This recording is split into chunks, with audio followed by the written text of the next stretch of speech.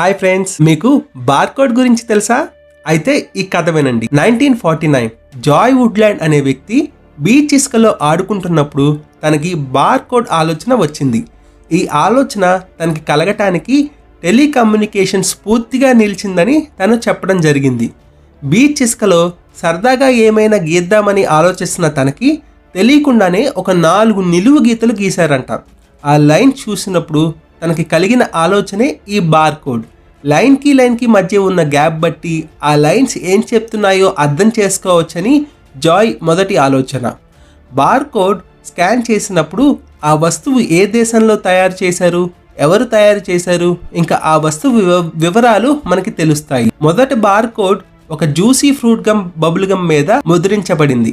ఇంకా మొదటి barcode scan Marsh super market Troy, ఓహియోలో జరిగింది. ఈ షార్ట్ వీడియో మీకు నచ్చినట్టయితే please like, share and subscribe.